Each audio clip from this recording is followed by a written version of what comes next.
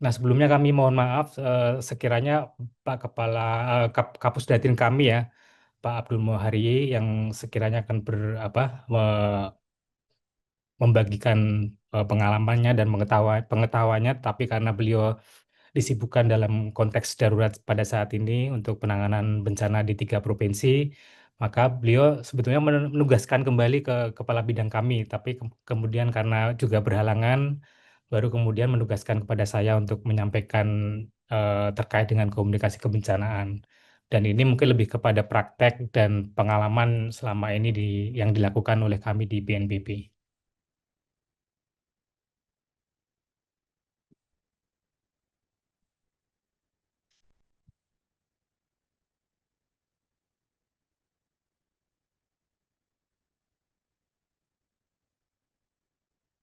Baik, tema yang akan kami angkat terkait dengan komunikasi kebencanaan. Jadi memang eh, pada saat ini mungkin Bapak Ibu sudah tahu semuanya ya bahwa BNPB ini menjadi sorotan utama pada pada saat seperti ini, di mana penanganan darurat di 3 provinsi, Aceh, Sumatera Utara, dan Sumatera Barat ini menjadi perhatian publik bersama ya.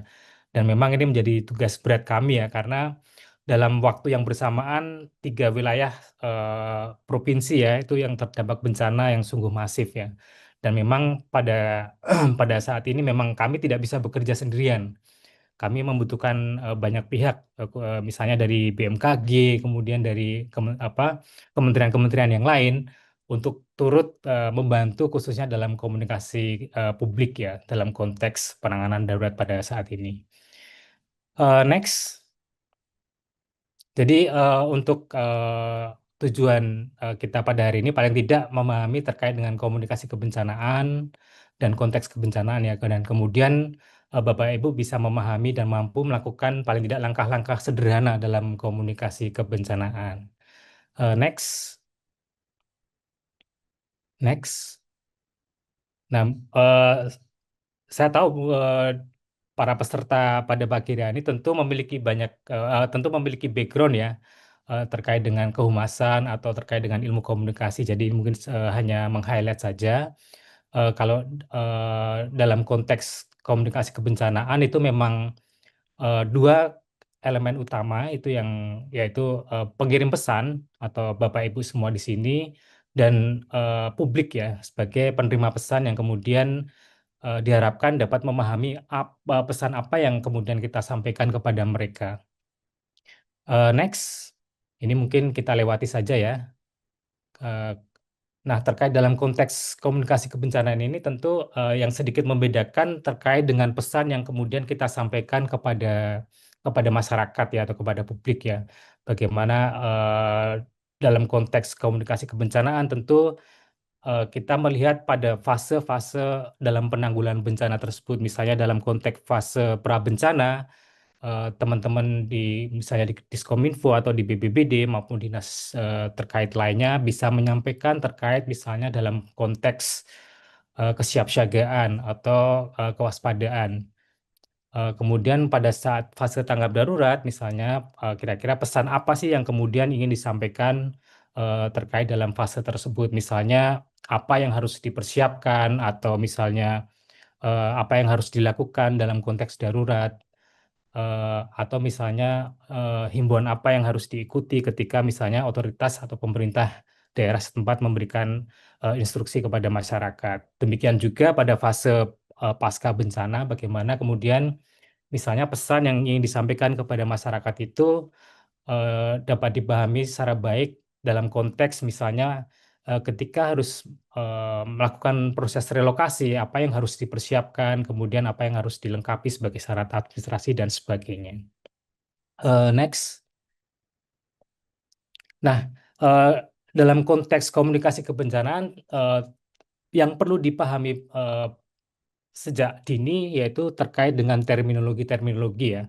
Kalau di PBB mereka mempunyai modul yang diberikan kepada teman-teman media, eh, bagaimana mereka kemudian bisa memahami terminologi yang ada di dalam kebencanaan ya, baik di fase pra, saat maupun pasca bencana. Nah, ini yang kami harapkan teman-teman dinas di Provinsi Jawa Barat juga memahami terminologi-terminologi tersebut ya.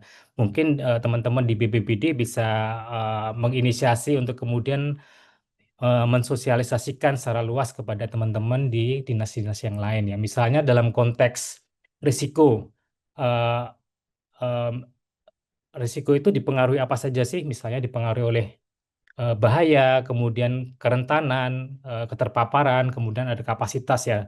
Nah, bagaimana terminologi-terminologi itu bisa dipahami oleh teman-teman di dinas yang lain ya? Karena ini sangat penting misalnya dalam pembelajaran, tapi ini lebih kepada teman-teman di media ya. Ketika mereka meliput terkait dengan erupsi Gunung Merapi pada tahun 2010 ya, ada teman jurnalis yang kemudian dia menuliskan terminologi yang kurang tepat ya.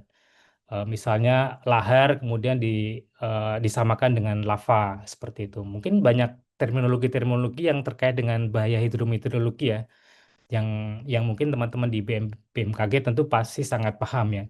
Dan ini memang menjadi poin penting ya ketika terminologi yang teknis kemudian kita bisa bahasakan secara sederhana untuk disampaikan kepada publik. Misalnya kalau di BNPB ketika kami memberikan bimbingan teknis kepada teman-teman media atau teman-teman di di pemerintah daerah di BPBD maupun di Naskominfo, kami mengajak perwakilan dari misalnya dari PVMBG, BMKG, kemudian untuk menjelaskan terkait fenomena yang terjadi di wilayah itu. Tentu di situ akan banyak kita temui terminologi-terminologi yang mungkin belum familiar ya di telinga mereka sehingga mereka bisa menjadi paham dan ketika mereka ingin menyampaikan pesan dan itu dikemas dalam konten media sosial maupun di dalam siaran pers itu bisa dilakukan dengan mudah seperti itu. Misalnya saja dalam konteks krisis maupun bencana ya mungkin banyak orang yang masih belum paham ya perbedaan misalnya terkait dengan krisis maupun bencana. Dan sedangkan ini merupakan dua hal yang berbeda ya, tetapi kadang di masyarakat itu saling dipertukarkan definisi antara krisis dan bencana. Next, next, next. Nah, pengalaman selama ini yang dihadapi BNPB itu seperti ini ya Bapak Ibu ya. Jadi ketika terjadi bencana atau ketika sebelum terjadi bencana itu biasanya aliran informasi, aliran komunikasi itu berjalan secara normal. Kalau kita bisa lihat pada tabel di sini, di grafik ini, itu yang garis putus-putus ya, di mana itu komunikasinya atau informasinya berjalan dengan normal ya. Banyak banyak sumber informasi yang bisa kita akses ya.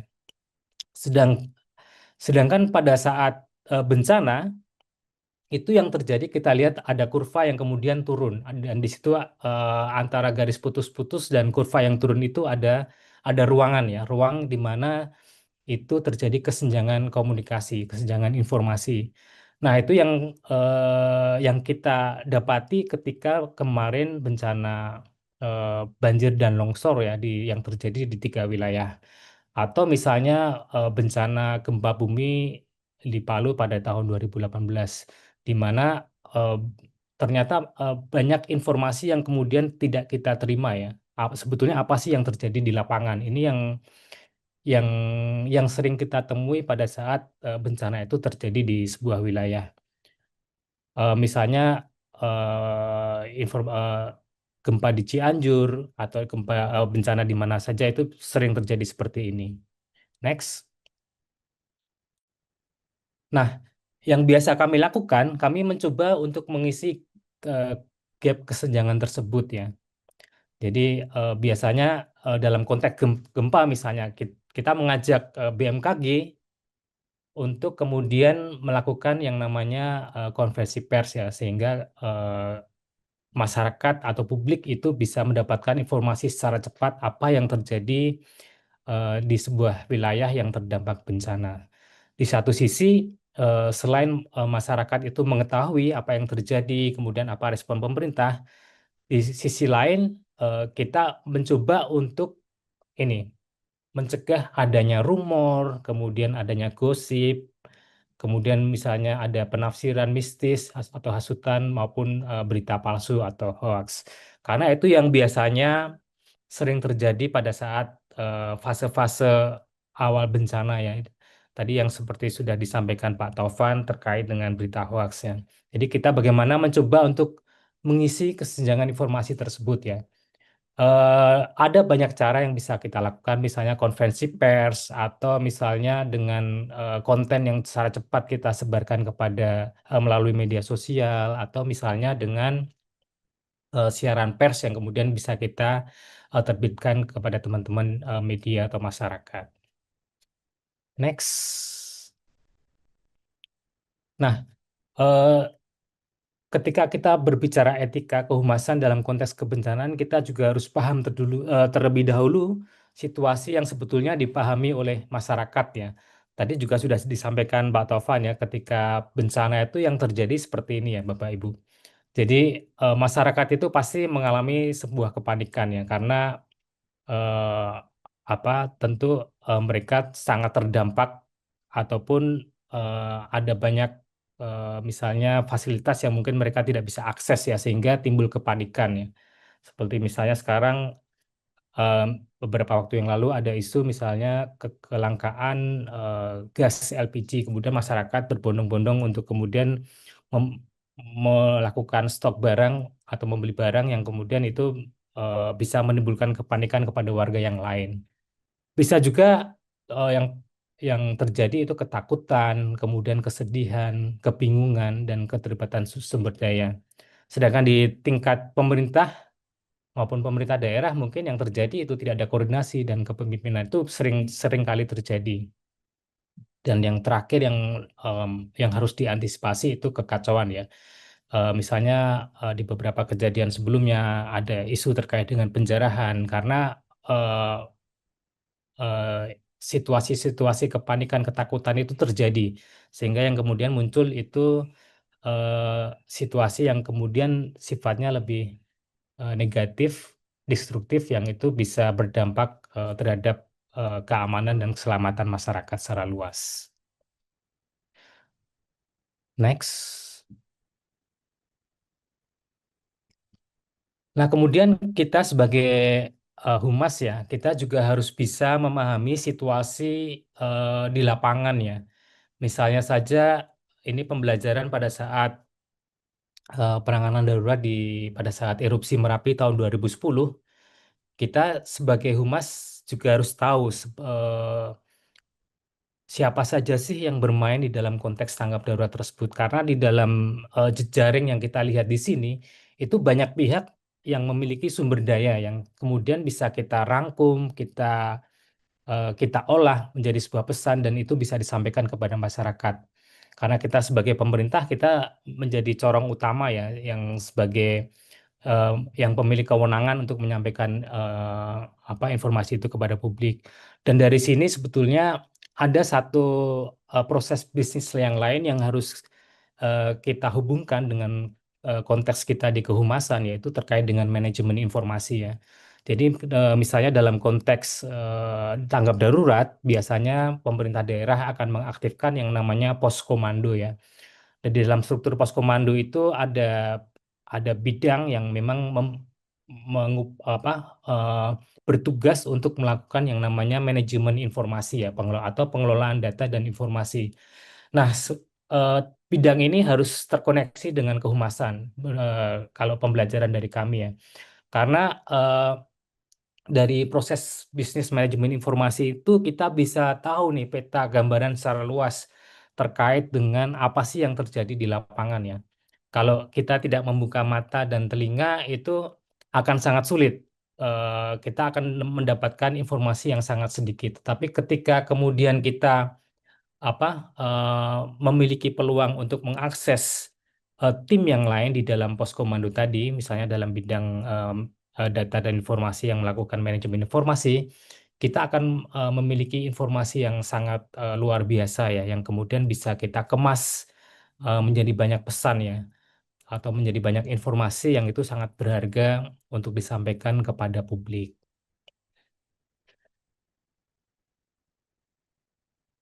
Next.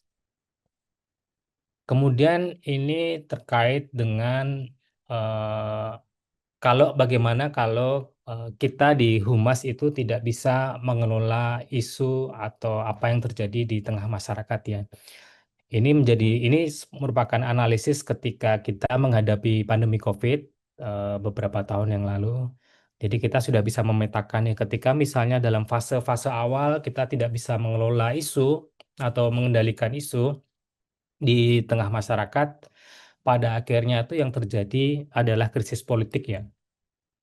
Em, yang ini dipicu karena ada banyak hal, mulai dari munculnya kepercayaan yang rendah terhadap pemerintah, kemudian ada ketidakpatuhan dari masyarakat sehingga memicu terjadinya keresahan sosial dan pada akhirnya mengganggu ekonomi yang ujung-ujungnya akan terkait dengan krisis politik. Yang ini pada waktu itu kita sudah antisipasi dan bagaimana kemudian di bawah Satgas ya, Satgas COVID waktu itu kita di BNPB waktu itu dibantu oleh banyak pihak untuk memikirkan ini, bagaimana kemudian kita mengemas atau melakukan manajemen isu sehingga eh, potensi terjadinya krisis politik itu tidak terjadi. Next. Nah, ini sekedar gambaran kalau kita bicara terkait dengan era teknologi saat ini ya. Tadi sudah disampaikan terkait dengan citizen journalism, em, konten media sosial itu menjadi apa tantangan besar kita saat ini ya dengan bagaimana dengan kecepatan dan apa dengan jangkauan yang luas itu bisa apa bisa dalam tanda petik memberikan kritikan atau menyerang kita ya dari sisi pemerintah. Kita bisa lihat di sini biasanya pada fase-fase awal media sosial itu sangat mendominasi ya, tetapi dalam beberapa jam kemudian itu biasanya di surat kabar akan eh, istilahnya akan terdapat beberapa tulisan yang sifatnya lebih analisis ya. Kalau di dalam fase-fase awal yang bisa kita lihat di media sosial itu biasanya eh, hanya menyampaikan kejadian bencana, kemudian apapun yang bisa mereka laporkan pada menit-menit awal ya. Next, next. Nah, kalau kita bicara konteks bencana ya, mungkin ini juga dihadapi oleh teman-teman BPBD di daerah ya. Ketika bencana, BNPB dan BPBD itu posisinya akan seperti ini ya. Kita akan selalu dipantau oleh kepala daerah, kalau di tingkat kabupaten kota, provinsi. Kalau di level nasional kita akan dilihat oleh Bapak Presiden. Tidak hanya itu, kita tentu akan dipantau juga oleh masyarakat ya. Kita lihat bagaimana banyak masukan kepada kami BNPB melalui media sosial atau secara langsung oleh masyarakat yang itu terjadi pada saat penanganan bencana di 3 provinsi saat ini. Demikian juga oleh media maupun mitra kita, baik itu di kementerian lembaga, di OPD, organisasi perangkat daerah, maupun di mitra kerja pemerintah, mitra kerja BNPB lainnya. Next. Nah, ini sekedar contoh bagaimana tadi ketika kita mencoba untuk mengisi gap informasi eh, yang itu dibutuhkan oleh masyarakat ya. Kalau dalam contoh di sini bagaimana BNPB dan BMKG waktu itu menyampaikan secara cepat informasi terkait dengan dampak bencana, potensi potensi bahaya yang selanjutnya maupun upaya-upaya pemerintah yang dilakukan pada fase awal seperti itu. Next. Nah, pembelajaran yang selama ini kita lakukan ya dalam khususnya dalam fase tanggap darurat ya, dalam komunikasi krisis atau komunikasi bencana itu yang sangat awal itu tentunya mengidentifikasi isu atau situasi ya. Pada misalnya pada saat ini kita sangat dibantu oleh Komdigi, Kementerian Komunikasi dan Digital untuk membantu melihat isu-isu yang berkembang di masyarakat ya. Kami juga melakukan monitoring terhadap isu yang terjadi di masyarakat. baik itu yang menjadi diskursus di tengah masyarakat maupun yang ada di kanal media sosial dan di media-media massa lain seperti itu. Misalnya saja, eh, contohnya kemarin ketika ada isu terkait dengan atau ada pemberitaan terkait eh, kekurangan stok pangan ya di sebuah wilayah. Bagaimana kemudian kita bisa mengcounter informasi tersebut dengan eh, aktivitas yang memang itu dilakukan di lapangan, yang itu kemudian kita sampaikan kepada publik ya, sehingga publik itu tahu bahwa pemerintah itu hadir untuk menjawab permasalahan yang ada di tengah masyarakat seperti itu. Atau misalnya kemarin yang terjadi di pemberitaan di sebuah media massa di sini yang menyampaikan korban meninggal dunia akibat bencana banjir dan longsor di 3 provinsi itu mencapai 5.000 jiwa.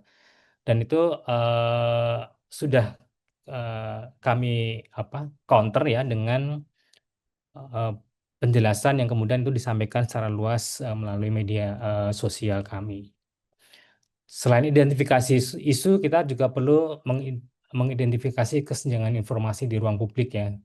Misalnya terkait dengan eh, kelangkaan BBM maupun LPG ya. Kita bisa mungkin kemudian menghadirkan narasumber yang memang kompeten di bidang hal tersebut ya. Bagaimana kemudian pemerintah daerah bisa memberikan penjelasan kepada publik terkait dengan tantangan yang dihadapi ketika itu akan berrelasi dengan informasi yang ingin diperoleh oleh masyarakat. Kemudian kita juga perlu melakukan yang namanya manajemen isu ya. Jadi eh, ini juga kita lakukan pada saat COVID dulu, COVID-19 ini kita lakukan tahap-tahap seperti ini sehingga kita paling tidak dapat mengendalikan isu yang sifatnya negatif yang kemudian bisa beredar di tengah masyarakat.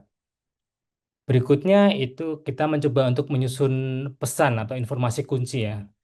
Eh, dan itu perlu disampaikan dengan kalimat sederhana, aktif, dan mudah dipahami oleh masyarakat, aktual dan faktual. Pesan kunci ini merupakan bagian dari manajemen isu yang kemudian dinarasikan secara bertahap ya, menyesuaikan dengan kondisi yang ada di lapangan. Misalnya pada saat tanggap darurat ini, informasi yang ingin kita sampaikan misalnya terkait dengan akses yang tidak dapat dilalui untuk pendistribusian logistik melalui jalur darat sehingga eh, kita menyampaikan bahwa ada langkah lain dari pemerintah maupun pemerintah daerah untuk kemudian mendistribusikan logistik tersebut kepada masyarakat-masyarakat yang tersulit. Tetapi tentunya ini harus dibarengi dengan aksi nyata di lapangan seperti itu.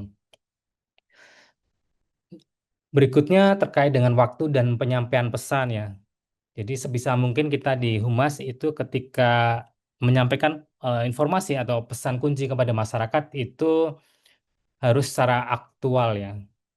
Jadi ketika eh, ada sebuah isu kemudian baru direspon beberapa hari kemudian itu pasti akan sangat terlambat dan tentu akan menimbulkan banyak kritikan dan polemik yang mungkin menjadi sangat berkembang di tengah masyarakat. Berikutnya, siapa yang menyampaikan pesan informasi di saat krisis? Ini sangat penting ya, karena eh, tidak mudah untuk kemudian menentukan siapa yang nantinya akan menjadi juru bicara. Kalau di kami di BNPB itu eh, kewenangan dari Kepala BNPB memberikan sepenuhnya untuk menyampaikan pesan itu ditujukan kepada Kapus Datin kami untuk kemudian dapat eh, menyampaikan pesan pada saat konferensi pers atau ketika media massa ingin mendapatkan informasi secara eksklusif seperti itu. Selanjutnya terkait identifikasi sumber daya ini sangat penting karena kita tidak bisa bekerja sendirian ya.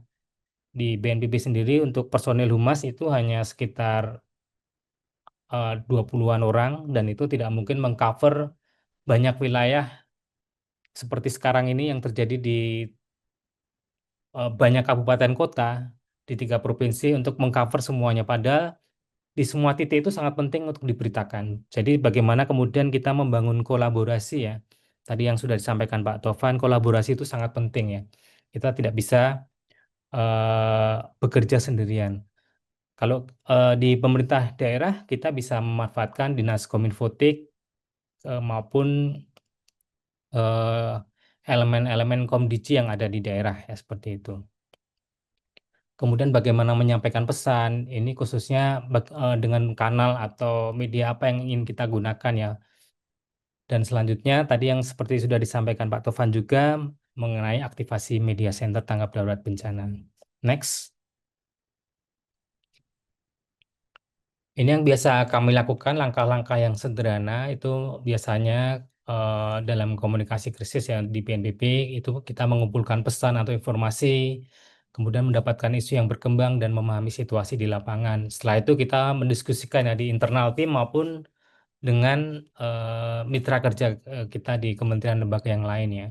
Bagaimana kemudian kita akan membuat pesan atau informasi, pengemasan informasi tadi sangat penting sebelum kita memproduksinya menjadi sebuah konten informasi yang diberikan kepada masyarakat. Tentu sebelum itu disampai kepada pembuatan konten atau pendistribusian, proses verifikasi dan validasi itu sangat penting ya. Kalau di kami di BNPB itu satu pintu ya dengan Kapus Datin untuk melakukan persetujuan atau memvalidasi sebelum itu kami sebarkan secara luas kepada masyarakat atau melalui kanal media yang kami miliki. Next. Ini contoh yang kami lakukan pada saat COVID-19. Kami memang waktu itu sangat kewalahan ya untuk kami di Humas di BNPB karena memang tidak punya ekspertis khusus dalam konteks eh, yang kaitannya dengan isu-isu kesehatan ya. Kemudian di sisi lain kami juga tidak punya kapasitas bagaimana membuat tim yang sangat komprehensif yang itu bisa menjangkau secara nasional. Sehingga pada waktu itu kami di Humas sangat dibantu dengan banyak pihak ya, baik itu Kom Kominfo waktu itu, kemudian KSP, kemudian ada dari Kementerian Kesehatan, eh, praktisi kehumasan, kemudian ada juga dari dunia akademisi ya. Itu membantu kami untuk bekerja dalam konteks komunikasi publik ya untuk penanganan COVID-19. Kita memiliki beberapa tahapan dan di situ ada beberapa tim yang memang bekerja mulai dari monitoring dan analisis, kemudian memikirkan pesan yang itu sifatnya strategis kebijakan nasional yang harus disampaikan kepada masyarakat sampai ke level yang sangat teknis ya. Bagaimana kita mengeksekusi tadi arahan-arahan yang sifatnya strategis maupun yang teknis untuk disampaikan dalam bahasa yang sederhana, kemudian disampaikan secara luas ya kepada masyarakat seperti itu. Next, next.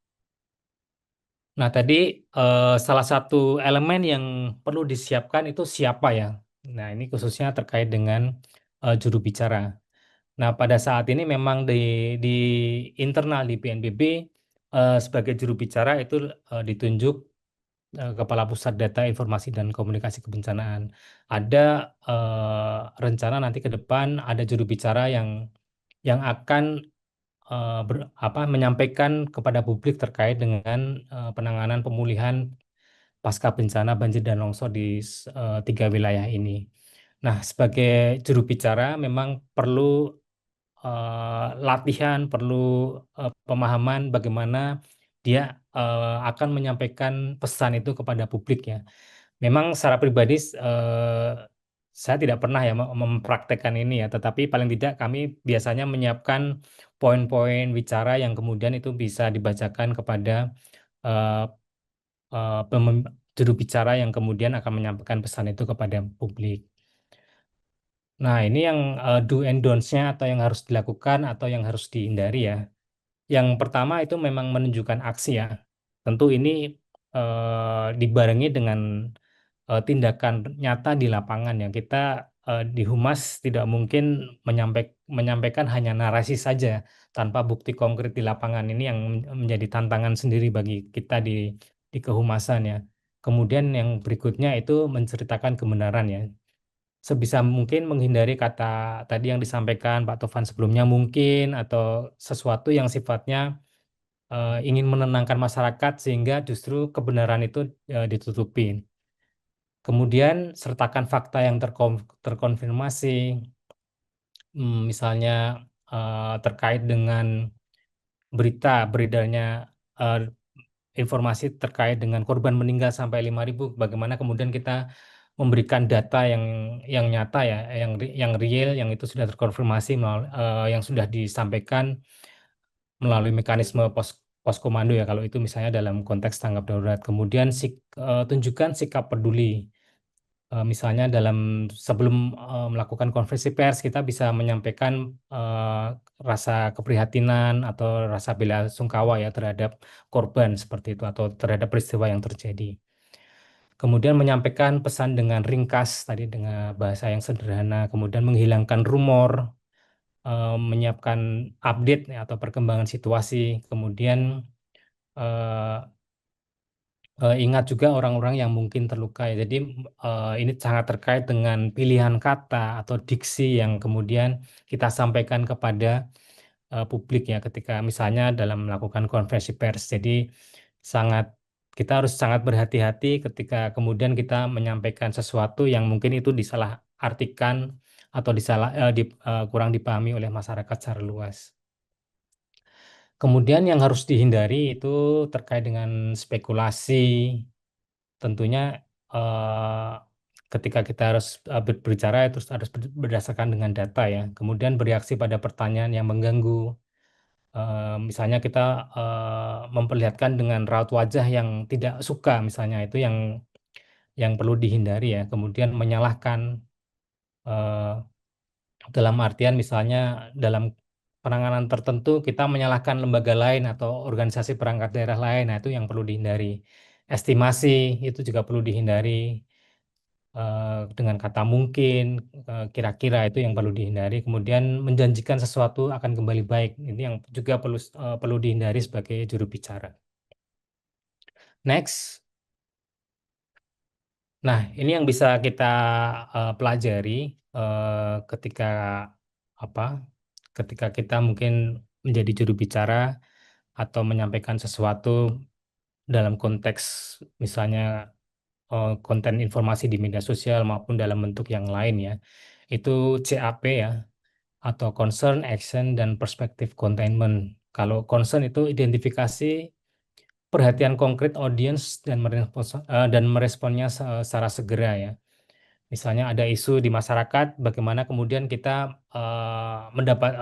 menggali terlebih dahulu apa yang terjadi di masyarakat, kemudian kita bisa berkonsultasi dengan dinas terkait dengan permasalahan tersebut, baru kemudian kita merumuskan narasi atau pesan yang ingin kemudian kita sampaikan kepada masyarakat ya.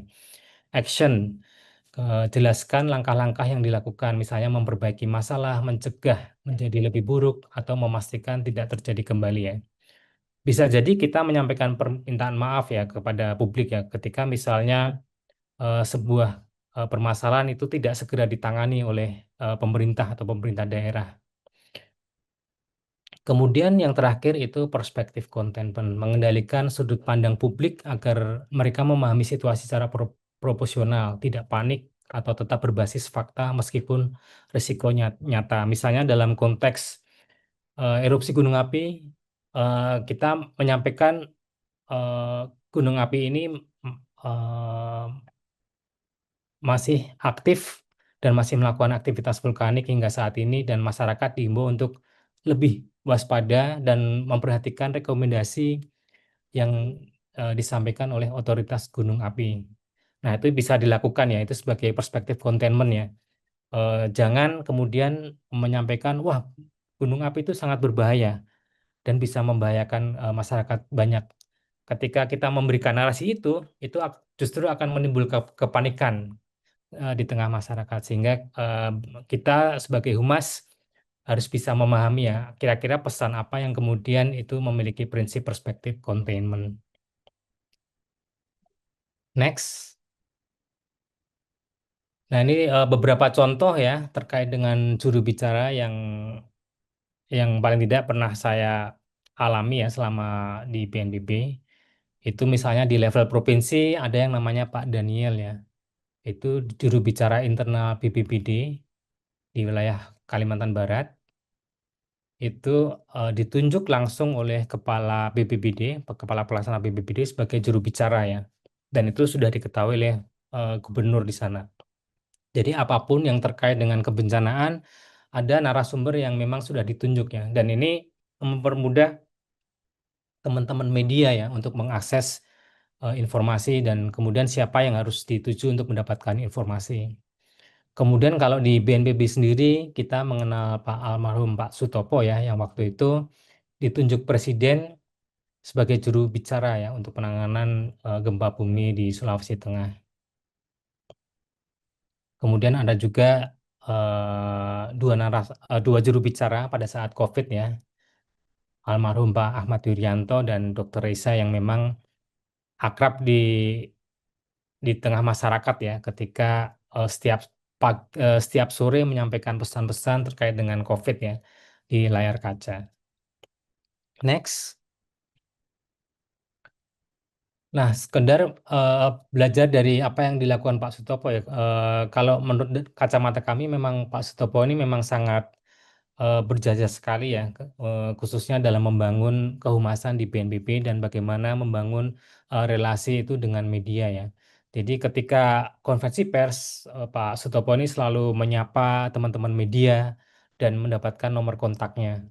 Dan ini sangat penting ya, karena dengan mendapatkan kontak tersebut, akhirnya kami bisa menghubungi mereka untuk secara proaktif menyampaikan data maupun informasi kebencanaan secara langsung kepada teman-teman media ya. Kemudian pada waktu itu memang Pak Sutopo memiliki sosial media khusus ya, yang itu memang didedikasikan untuk menyampaikan pesan kepada media dan kepada masyarakat. Kemudian memberikan feeding data yang tadi sudah saya sampaikan. Kemudian merespon dengan cepat dalam menyikapi kejadian bencana di yang ada di wilayah Indonesia ya. Jadi ketika ada informasi bencana dari Pusat Pengendalian Operasi atau maupun dari laporan Pak Kalaksa, kemudian Pak Topo ini selalu cepat menghubungi Pak Kepala Kalaksa yang ada di lokasi bencana untuk mendapatkan informasi ya. Dan kemudian itu disampaikan kepada masyarakat, memberikan siaran pers kepada media. Nah, secara khusus memang Pak Sutopo ini berjasa untuk menghubungkan BNPB dengan lebih dari 2.000 media. Jadi kami di BNPB itu memiliki jejaring grup WhatsApp namanya Medcom. Itu sekarang itu ada Medcom 1 sampai dengan 7. Di samping itu kita juga punya WA group namanya Wartawan Peduli Bencana. Itu sudah ada beberapa provinsi di Jawa Barat. Saya pikir sudah ada juga. Jadi ini sangat mudah ya mengorkestrasi narasi yang ingin kita sampaikan kepada teman-teman di media. Jadi kita ketika membuat satu siaran pers itu bisa langsung dibagikan kepada 2.000 lebih jurnalis ya. Baik itu di tingkat lokal, di tingkat nasional maupun perwakilan regional yang ada di level nasional. Kemudian bisa secara cepat juga mengklarifikasi hoax yang beredar luas di masyarakat ya. Beberapa kali Pak Sutopo waktu itu memberikan stempel hoax terhadap eh, konten informasi yang beredar luas di masyarakat ya. Misalnya pada waktu itu kalau tidak salah erupsi Gunung Agung, tetapi yang ditampilkan itu erupsi Gunung Sinabung. Jadi Pak Sutopo ini secara cepat mengklarifikasi informasi tersebut ya, dan itu diterima baik oleh publik dan media. Next. Next. Nah, kita dari sisi humas pemerintah tentu sebisa mungkin untuk melawan prinsip yang ada di media ya. Mungkin yang ini yang sering kita kenal ya. tadi yang sudah disampaikan Pak Taufan, bad news is a good news ya. Tapi kalau dari sisi pemerintah, itu bagaimana kemudian kita harus memproduksi konten informasi yang prinsip, yang nilainya itu good news is a good news too. Nah, ini yang sudah dilakukan BNPB, kami mencoba selalu eh, menyampaikan informasi-informasi yang sifatnya baik ya, berita baik kepada masyarakat nih. Dan ini yang perlu kita pahami, kalau kita eh, melihat konten informasi atau berita yang disampaikan media, biasanya mereka lebih mendekatkan pada nilai-nilai berita yang ada di sini. Mungkin teman-teman humas sudah paham ya terkait dengan nilai berita tersebut. Ada kedekatan, bencana, konflik, kemasyuran, dampak, unik atau baru, kontroversial, human interest maupun ketegangan. Nah, ini biasanya eh, teman-teman di media akan lebih menekankan pada nilai berita yang seperti ini. Next, next, next. Nah, tadi sudah disinggung juga oleh narasumber sebelumnya terkait dengan berita hoax ya.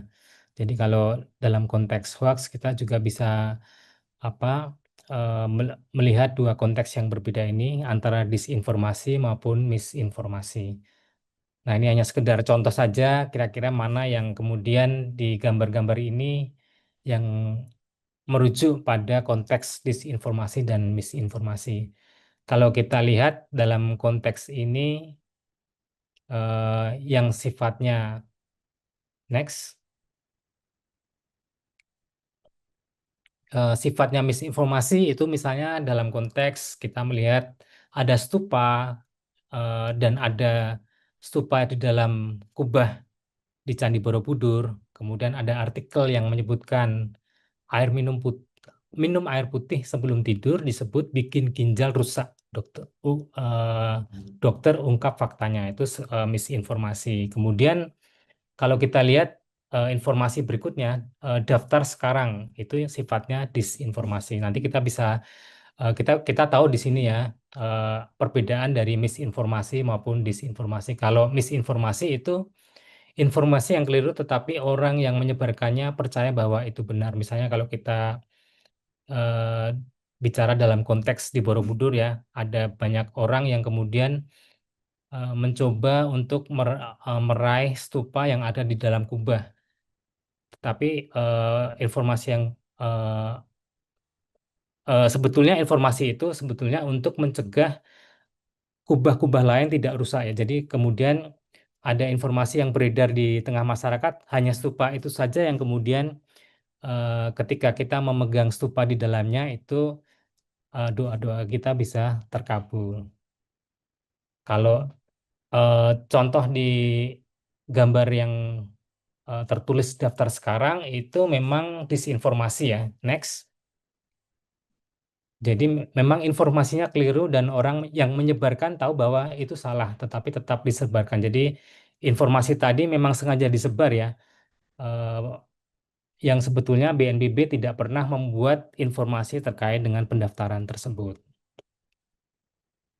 Next, next saja. Jadi terkait dengan berita hoax ini, pada saat COVID ya kita sangat terbantu ya, Satgas COVID itu sangat terbantu dengan banyak pihak ya, antara lain Mavindo yang secara khusus atau secara khusus membantu kami untuk mengklarifikasi berita hoax ya.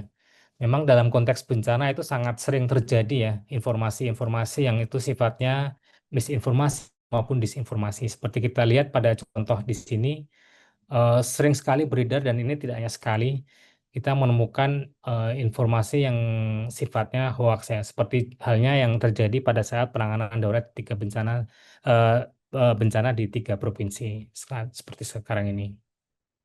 Next, ini ciri-ciri hoax ya.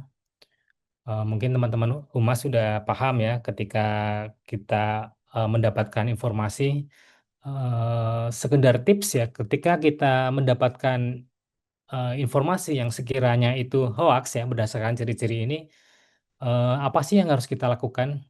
Nah, rekomendasi pertama itu jangan disebarkan secara luas kepada misalnya teman kerja atau misalnya keluarga atau kolega yang lain ya. Kita mencoba untuk menyimpan berita tersebut dan mengklarifikasi kepada misalnya Mavindo ya, atau organisasi yang memang dia mendedikasikan untuk mencoba untuk mengklarifikasi hoax. Ada juga kalau di teman-teman media mungkin nanti dari narasumber berikutnya ada yang namanya cek fakta ya, yang itu bisa membantu untuk mengklarifikasi eh, konten informasi yang kita terima atau secara internal di kehumasan yang mungkin itu kita sudah memiliki grup untuk mendiskusikan atau mencari fakta terkait dengan konten informasi yang kita peroleh tadi. Next, next. Ini beberapa praktek ya yang bisa kita pelajari dari konteks komunikasi krisis ya. Misalnya di dalam kasus Indomie waktu itu ada berita terkait dengan eh, bahan bahan baku yang ada di produk mie instan yang itu kemudian membahayakan masyarakat ya. Dan itu secara cepat diklarifikasi dengan melibatkan otoritas pemerintah untuk memberikan penjelasan ya bahwa ini produk ini aman dikonsumsi sehingga polemik yang terjadi di masyarakat itu bisa segera dieliminasi. Next. Kemudian pada kasus berikutnya juga kita juga bisa mendapati isu yang beredar di masyarakat terkait dengan produk roti ya yang memang mengandung bahan yang itu tidak baik dikonsumsi oleh manusia sehingga eh, pada fase berikutnya produk tersebut bisa di, dicabut dari masyarakat atau dilarang beredar di tengah masyarakat. Memang sedikit berbeda dalam penanganan pada kasus sebelumnya tadi ya. Kalau dalam kasus ini sedikit terlambat ya. Masyarakat eh, sempat terjadi polemik ya di tengah masyarakat. Next, mungkin karena waktunya terbatas. Next, next, next, next, next, next, next. Mungkin di slide terakhir, next, next. Lanjut, lanjut, lanjut, lanjut, lanjut, lanjut, Bu. Lanjut lagi, lanjut, lanjut. Next, slide terakhir sepertinya. Sebelumnya. Nah, mungkin yang terakhir ya, jadi eh, pembelajaran dari BNPB ya terkait dengan tantangan komunikasi publik ya khususnya di era digital itu paling tidak kami mencermati ada beberapa hal ya. Yang pertama itu kesalahan dalam pilihan kata atau diksi tadi dalam penyampaian publik melalui juru bicara itu menjadi sangat fatal ya. Dan kita di Humas tentu harus berupaya untuk kemudian melakukan atau menetralisir eh, kritikan atau isu-isu yang negatif yang beredar di tengah masyarakat ya. Kemudian konten media sosial yang beredar biasanya tanpa adanya verifikasi maupun validasi ya. Nah, berbeda dengan konten media sosial yang dimiliki oleh media massa ya. Kalau konten media sosial yang dikelola oleh banyak pihak, oleh masyarakat, oleh individu itu sangat sulit kemudian untuk dikendalikan. Yang berikutnya eh, ini masih terkait dengan poin sebelumnya dan yang terakhir itu kemampuan tim dalam meredakan atau meredam isu negatif di tengah publik itu sangat dibutuhkan ya. Jadi misalnya di saat ini kita BNPB tidak bisa bekerja sendirian ya karena kita memiliki sumber daya yang terbatas, kemudian fasilitas yang terbatas dengan adanya kolaborasi multi pihak Pentahelix itu diharapkan eh, komunikasi publik yang dilakukan oleh pemerintah itu bisa berjalan dengan baik ya, khususnya dalam konteks ini dengan media massa. Mungkin itu saja yang ingin kami sampaikan. Terima kasih sebelumnya.